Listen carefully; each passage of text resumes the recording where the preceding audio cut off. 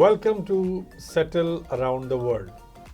आज से कुछ दिन पहले हमने एक प्रोग्राम में डिस्कस किया था कि रिसर्च क्या होती है, या ये कह लीजिए कि हमने ये डिस्कस किया था कि हमारे स्टूडेंट्स जो रिसर्च करने के लिए दुनिया के दीगर ममालिक में या कंट्रीज़ में जाते हैं, वहाँ पर उनको रिसर्च में क्या क्या मुश्किलात पेश आ सकती हैं। उसकी एक बहुत बड़ी वजह ये है कि जो स्टूडेंट्स यहाँ से मास्टर्स करने जाते हैं, रिसर्च बेस्ड मास्टर्स करने जाते हैं, उनको अपने डिपेंडेंट्स साथ ले जाने की परमिशन है।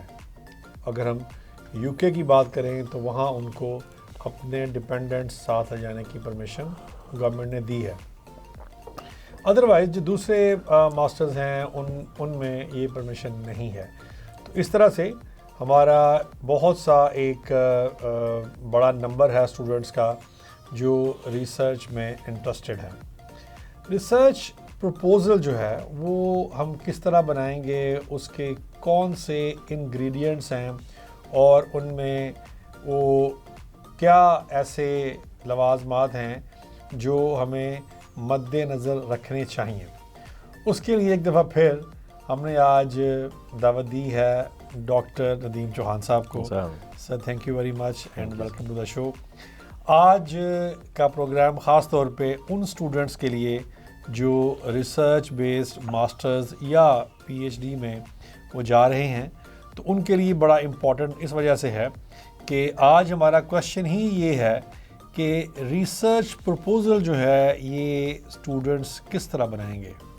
जी thank you so much sir. इससे पहले कि हम रिसर्च प्रपोज़ल के फॉर्मेट पे बात करें और उसके इंग्रेडिएंट्स पे बात करें, सबसे पहले हम देखेंगे कि रिसर्च प्रपोज़ल है क्या एक्चुअली। रिसर्च प्रपोज़ल बेसिकली एक प्लान है, एक स्केलेटन है, एक आउटलाइन है उस टॉपिक का, उस टास्क का जो कि आपने वहाँ पे जाके परफॉर्म करनी है। जी। अब उसमें हमने पहले से डिसाइड करना है कि हमने कौन सा टॉपिक लेना है। रिसर्च आप चाहे सोशल साइंसेज में कर रहे हैं, साइंसेज में कर रहे हैं या आर्ट्स एंड ह्यूमैनिटीज़ में कर रहे हैं, उसका एक बाकायदा जो है फॉर्मेट होता है। जी। और उसका पूरा स्केलेटन हमने बना के पहले उसको अप्रूव करवाया जाता है, what ever your supervisor is. Synopsis जिसको कहते हैं, जिसको साइनॉप्सिस कहते हैं। बेसिकली रिसर्च प्रपोज़ल का दूसरा नाम ही साइनॉप्सिस है। ठीक है, कि उसमें आपने एक टॉपिक देना है रिसर्च का जो कि डूएबल हो, मतलब रिसर्च का टॉपिक हो, कोई ऐसे का टॉपिक ना हो। और फिर हमने देखना है कि उसके अंदर हमारा मकसद क्या है उस रिसर्च को करने का, और फिर हमने अल्टीमेटली देखना है कि उस रिसर्च प्रपोज़ल के अंदर क्या ऐसी चीज़ें मौजूद हैं कि at the end of the research कोई जो हमारे ऑडियंस हैं या जो रीडर्स हैं उनको कुछ मिलेगा, कि आपने कोई नई डायमेंशन, कोई एक नया एड इन आपने कुछ किया है या नहीं है। तो इसलिए रिसर्च प्रपोज़ल जो है वो एक खाका है, वो एक आउटलाइन है, वो एक साइनॉप्सिस है जो कि एक प्लानिंग है आपकी एक्चुअल रिसर्च की जो कि आपने वहाँ पे जाके करनी है। जी।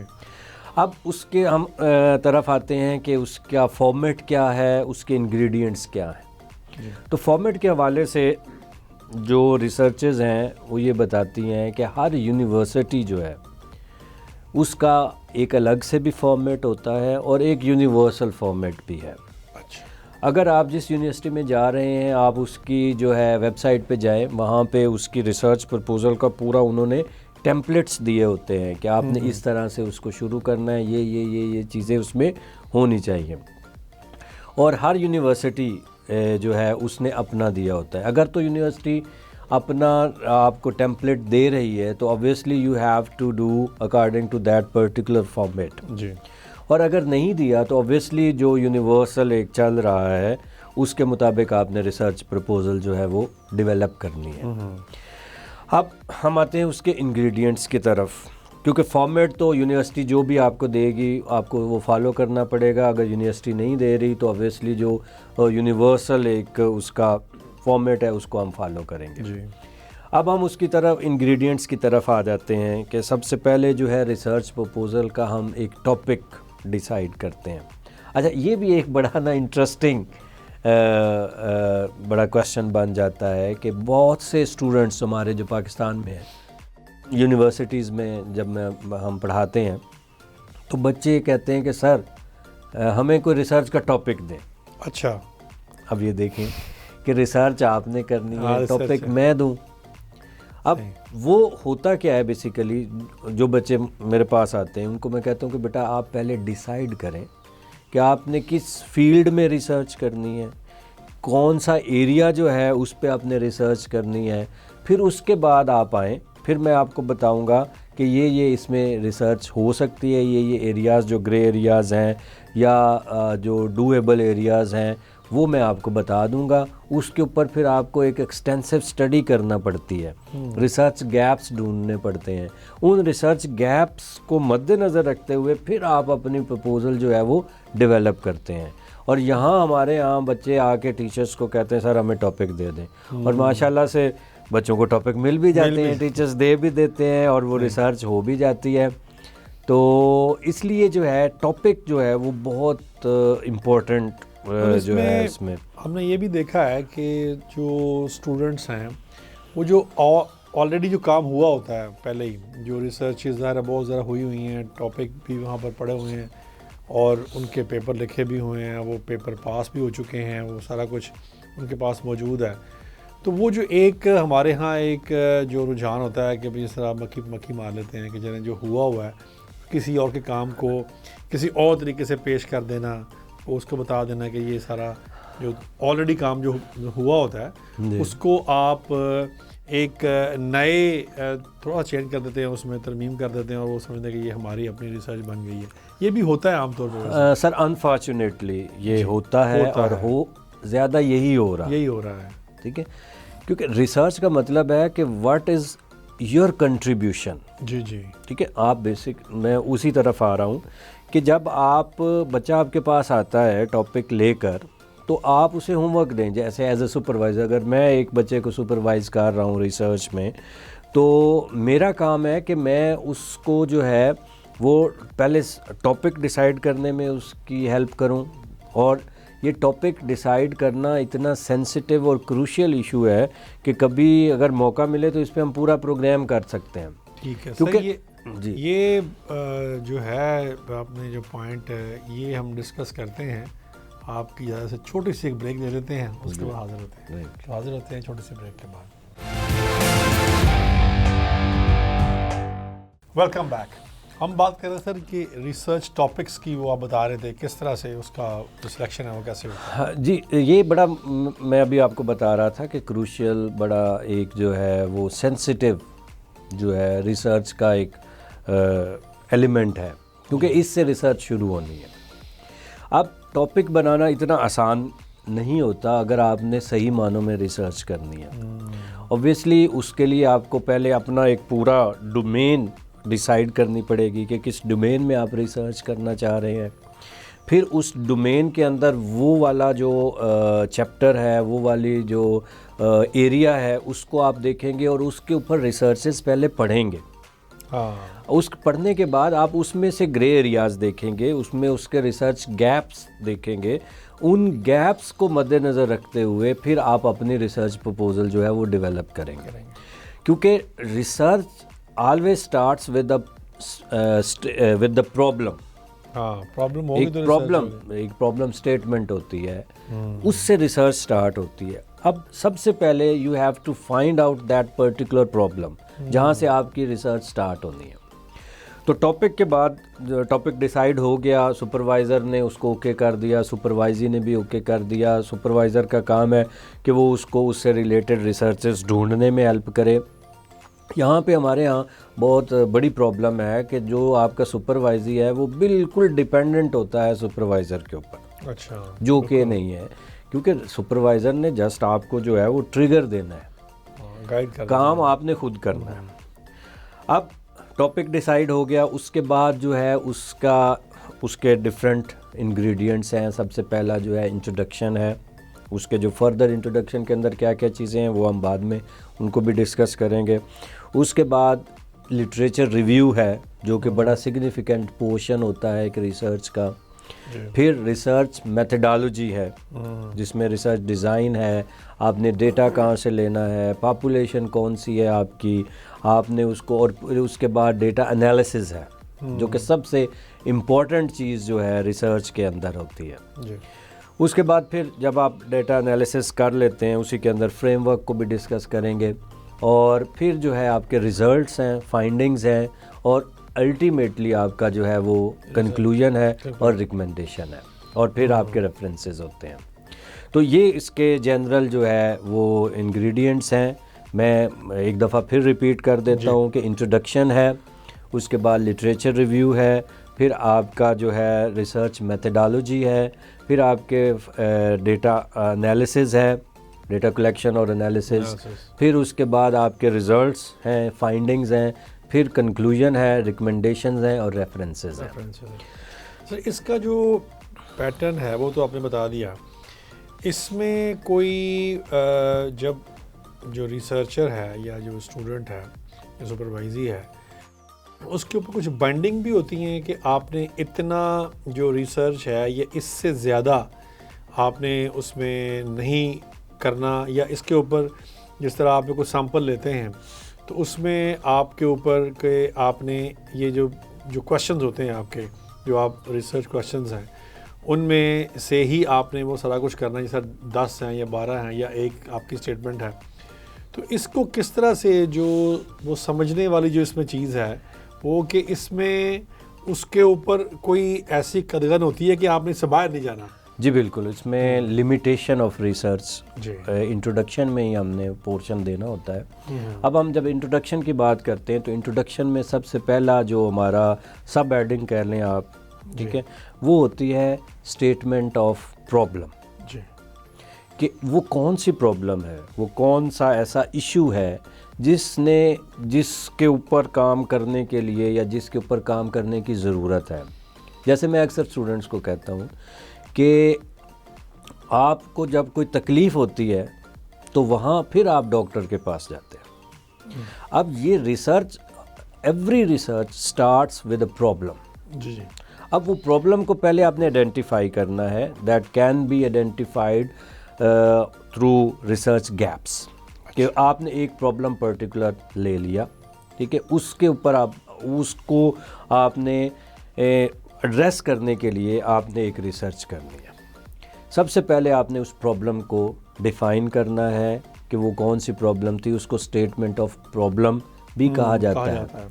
फिर जो अगला पोर्शन है वो है उसका पर्पस ऑफ रिसर्च, कि अब मकसद क्या है, मतलब आप एक काम कर रहे हैं, आपने एक रिसर्च करनी है, उसमें बहुत सी चीज़ें इन्वॉल्व होनी है।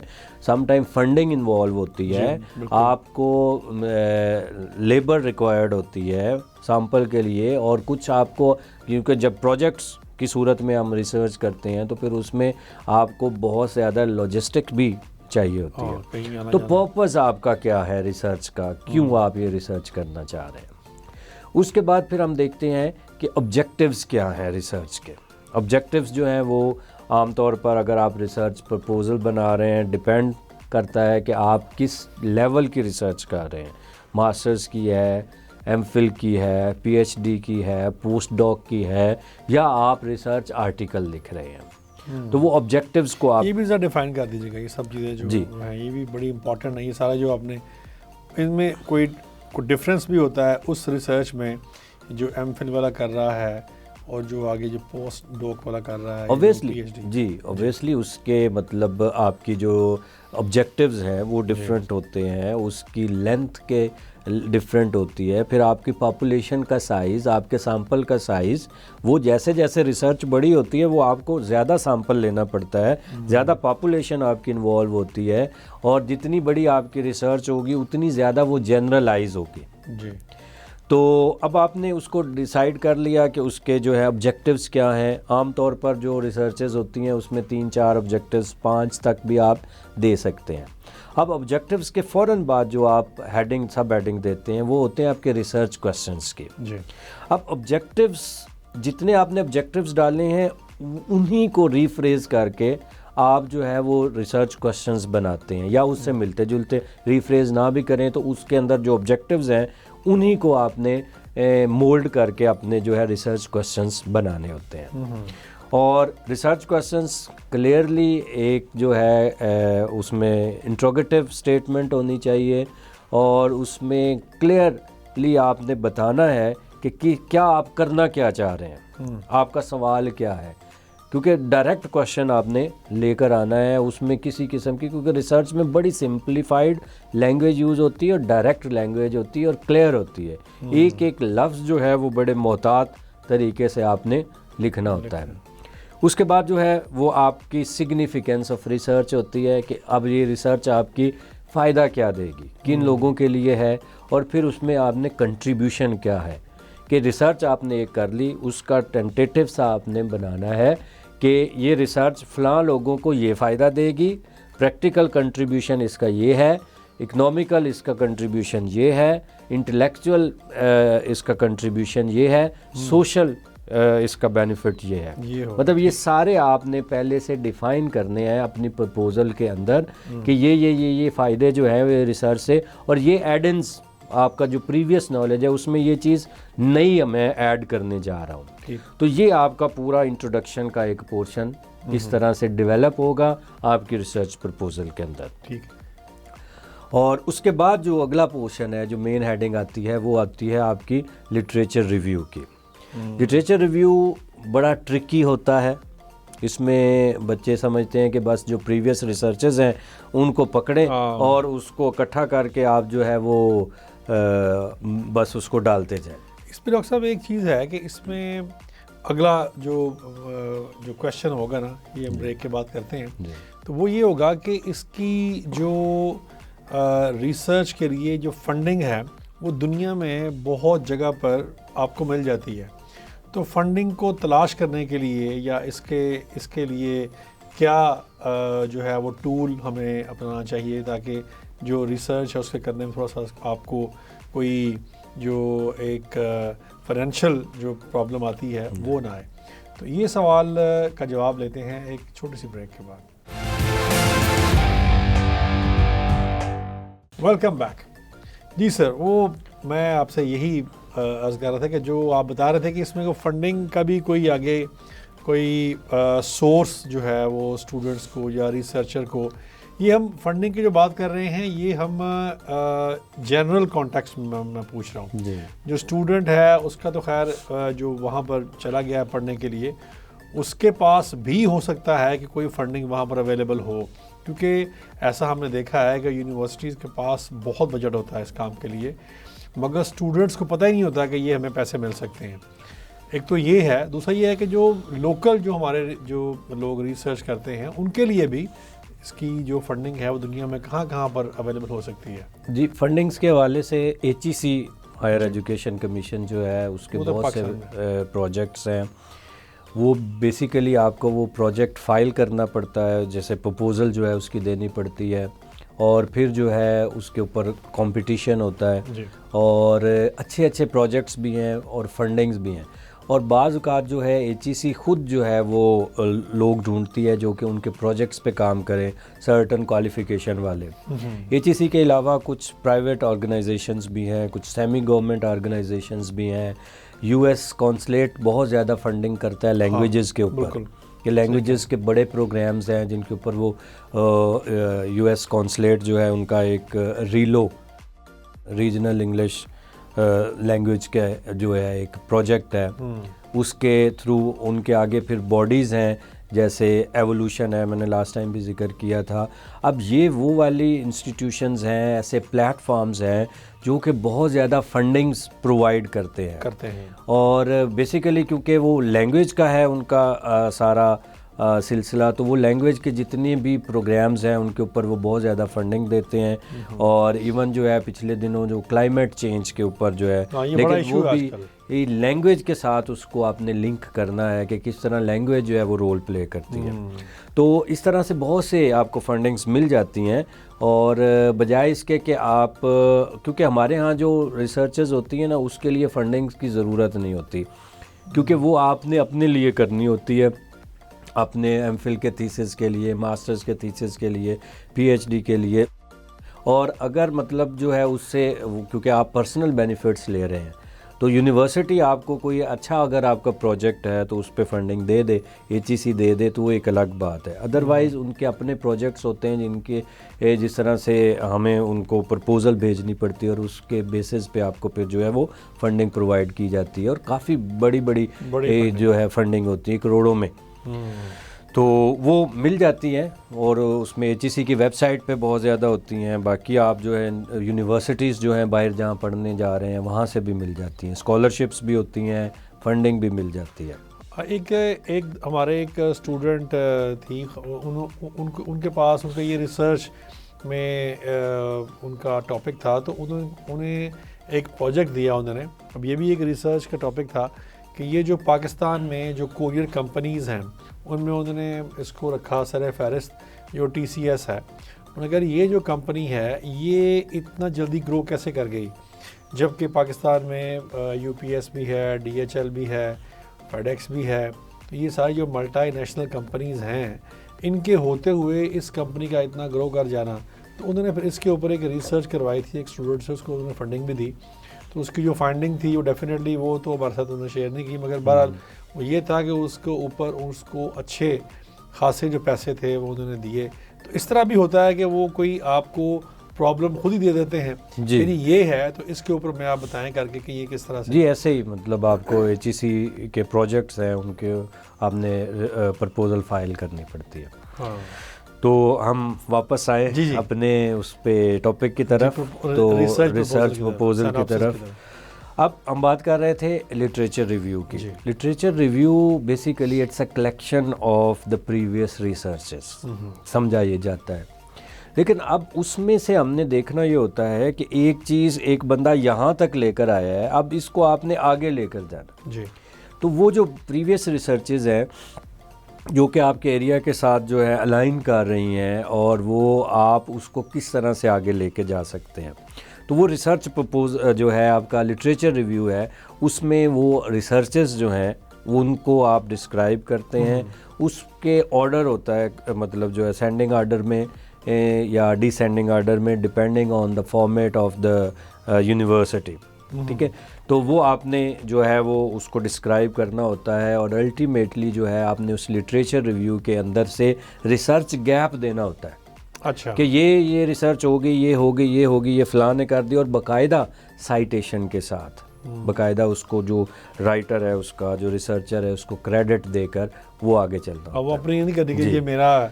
तो रिसर्च, इसके लिटरेचर रिव्यू के बाद जो बहुत ही इम्पोर्टेंट पोर्शन है, हेडिंग है, वो है आपकी रिसर्च मेथडोलॉजी की। अच्छा। इसमें आपने बताना होता है कि आपका रिसर्च डिज़ाइन क्या है, आपने कौन सा फ्रेमवर्क लिया है, आपका डेटा कहाँ से आना है, आपकी पॉपुलेशन क्या है, सैंपल साइज़ क्या है, और आपने कितना सैंपल लेना है। ठीक। अब पॉपुलेशन एक होती है कि जब आप अपनी रिसर्च को जनरलाइज करते हैं तो उसमें सारी पॉपुलेशन आ जाती है। अब सैंपल होता है कि जिन लोगों से आपने डेटा लिया है। अब डेटा लेने और उसको आगे एनालिसिस करने के उसमें एथिकल रिस्पॉन्सिबिलिटीज़ हैं कोई, वो फिर हम कभी डिस्कस करेंगे। ये नहीं कि आप जैसे मर्ज़ी आप जाके डेटा ले लें।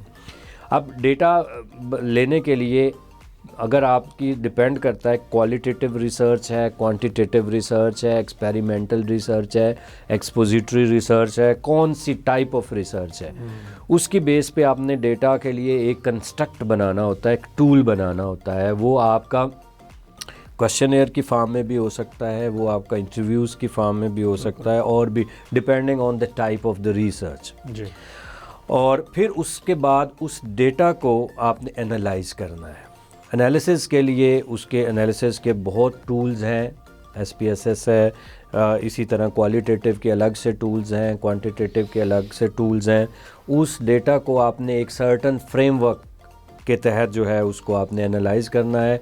और फ्रेमवर्क बेसिकली वो लेंस होता है जिसके ज़रिए से, वो दूरबीन होती है जो लगा के आप अपने डेटा को देखते हैं और फिर उसमें से रिजल्ट्स निकालते हैं। और अब जो आप जहाँ से डेटा ले रहे हैं, अगर आपके पार्टिसिपेंट्स हैं, कुछ लोग हैं, सैंपल आप ले रहे हैं जिनसे, वो सैंपल भी उसकी भी आगे टाइप्स हैं कि रैंडम सैम्पलिंग करते हैं आप, नॉन रैंडम करते हैं, परपोसिव करते हैं, depending on the type of research. अब वो जो जिनसे डेटा आप ले रहे हैं उसकी डेमोग्राफी भी आपने डिफ़ाइन करनी है कि जिन लोगों से मैं डेटा ले रहा हूँ वो इस फील्ड से हैं, इतना उनका एक्सपीरियंस है, इतनी उनकी एजुकेशन है, इतना उनकी एज है। ये सारी डेमोग्राफी जो है आपने पहले बतानी है कि इनसे मैं डेटा ले रहा हूँ। डेटा लेने के बाद उसका एनालिसिस होने के बाद फिर हम उसमें से रिज़ल्ट्स निकालते हैं, फाइंडिंग्स देते हैं, और उन फाइंडिंग्स और रिज़ल्ट्स के बेसिस पे हम अपनी रिसर्च का कंक्लूजन देते हैं। और कंक्लूजन एन मुताबिक होना चाहिए आपके रिसर्च क्वेश्चंस के मुताबिक। अब अक्सर ये होता है कि जो आपके क्वेश्चंस हैं वो कहीं दूर रह जाते हैं और कंक्लूजन कहीं और निकल जाता है। और उसके बाद कंक्लूजन के बाद फिर आप रिकमेंडेशंस देते हैं कि आगे फर्दर इस पे क्या रिसर्चेस हो सकती है। आपने रिसर्च की, आपको लगा कि यार ये जो मैंने रिसर्च की है, मेरी रिसर्च लिमिटेड थी, ठीक है, अब इसको थोड़ा सा और बढ़ाना चाहिए, इसके अंदर और चीज़ें, आप खुद रिसर्च गैप भी या फ्यूचर रिसर्चर्स को रिकमेंड कर देते हैं ताकि अगला रिसर्चर है या अगर आप खुद करना चाहें तो वो आपका रिसर्च प्रपोज़ल या आर्टिकल पढ़कर वो रिसर्चेस कर सके। और एंड पे जो है आपका एक रेफरेंस का सेक्शन होता है जो कि उसका भी फॉर्मेट जो है वो यूनिवर्सिटी बताती है, या फिर आप जो है APS है, MLA है, और इस तरह के शिकागो है, हार्वर्ड है, ये सारे स्टाइल्स हैं साइटेशन के, रेफरेंसेस के। तो इस तरह से सर रिसर्च प्रपोज़ल जो है वो आप डेवलप कर सकते हैं। Thank you very much. Research के लिए ये खासी अहम डिस्कशन थी जो कि सर ने बड़ी इसके ऊपर सैर हासिल बहस की है। वो अल्लामा इकबाल ने एक दफ़ा कहा था कि खोल आँख, ज़मीं देख, फलक देख, मशरक़ से उभरते हुए सूरज को ज़रा देख।